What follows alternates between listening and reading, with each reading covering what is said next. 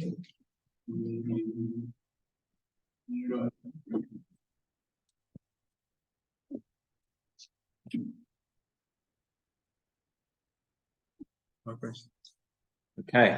so good evening, everyone. Last week, started looking through this booklet of Tzuma Barabanan, special edition, which has just been published.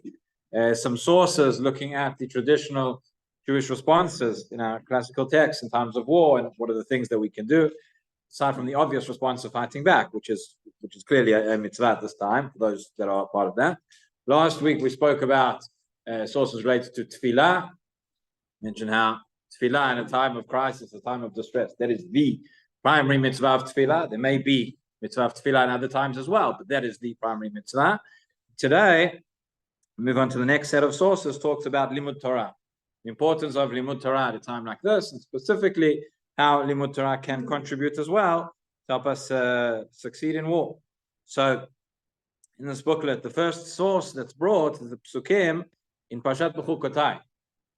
In the section of the Tochacha, before the Tochacha, before it tells us about the curses, when things go badly, there's a short section dealing with brachot, blessings, things that when things can go well. And it says, because the parsha opens, Im b'chukotai telechu v'et mitzvotai tishmor v'asitem otam, if you follow my statutes, perform my commandments, and perform them, a number of brachot, which will come, and important at this point to mention. I'll read to you the way that it's been written in this booklet. Obviously, we're not suggesting that this is a black and white calculation, that if bad things are happening, it's because people were doing X, or it's far more complex than that, and I don't want it to be insulting and for people to understand in a simplistic way.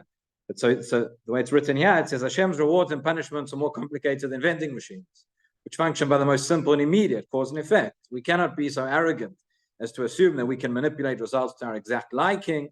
Nonetheless, by describing specific reward and punishment, the Torah clearly shows that intense Torah study is a powerful force in protecting our people against our enemies. That's what we're trying to just understand, that there is a positive benefit, and there can be a connection in terms of increasing, intensifying Torah study, and that can bring about a bracha. So the Psukim themselves say, Natati shalom ba'aretz, ushkavtem bein machlid, to bring peace to the land, udaftem et oivechem, naflu lifnechem b'chalev, will chase after your enemies, they'll fall before you by the sword.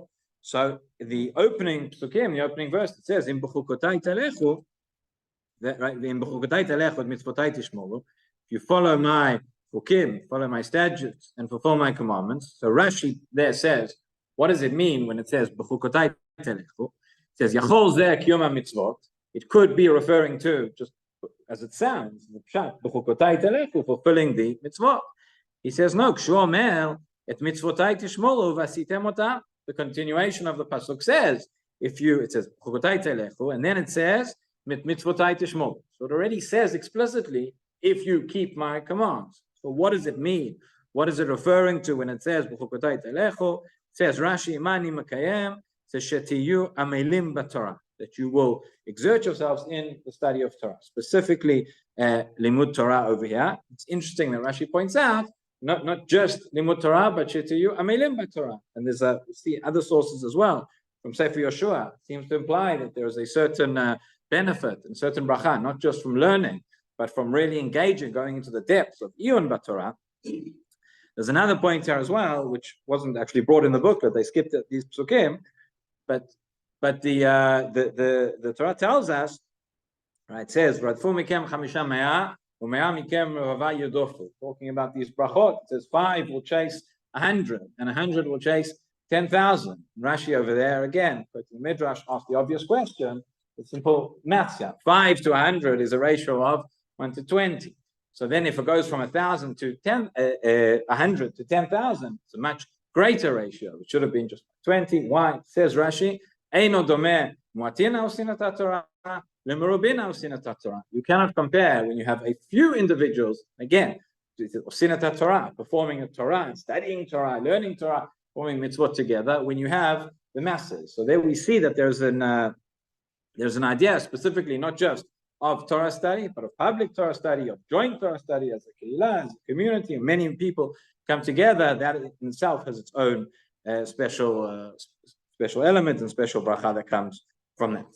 The other source in Tanakh, where this comes out, very strongly as well, the direct connection between Limud Torah and Milchama is in Sefer Yoshua.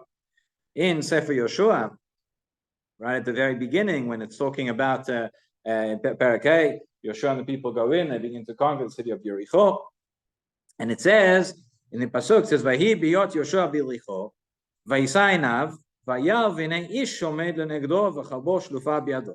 He was standing and he lifted up his eyes and he saw there was described here in the Torah as an ish, a man is standing before him with the sword drawn. V'yelech Yoshua elav, vayomer lo alanu atayim letzareinu. So approaches this ish and he says, who are you? Are you for us? Are you against us? Who are you? He says, vayomer lo, ki ani sar tzva Hashem, ata bati. He says, no, I'm not. I am the sar tzva Hashem. But this is a malach. And he says, ata bati. He says, now I have come. Vayibol Yoshua el panav alza v'yishtachu, v'yomer lo ma adoni medaber alev dov. Yoshua falls to his face and he says, what is it? Why have you come? So the Gemara, Sechet Megillah, comments on this, says that this angel has come to Yoshua in a hostile manner during war. Why did it say atabati? So the Gemara says as follows. It says, Amar lo, emesh bitaltem tamid shel ben arbaim, ve'achshav bitaltem talmud Torah. There's two things that you've done wrong. Yes, you're at war, but nonetheless, you have obligations. You didn't bring the korban tamid, and you've bitaltem Talmud Torah. You didn't study Talmud Torah. So he says, which one is more severe? Which one? Why have you come? He says, now I have come. And then later on it says, the pasuk miyad vayalen Yoshua balayla hu betoch ha'emek, which the pshat is that Yoshua went to sleep in the valley. But the Gemara says, Amar Rabbi Yochanan melamed shelan be'umka shel halacha, that he spent the night in the depths of halacha. Again, the idea here is that there's a requirement of Talmud Torah, a requirement of omek b'halacha, and that is something even in times of war.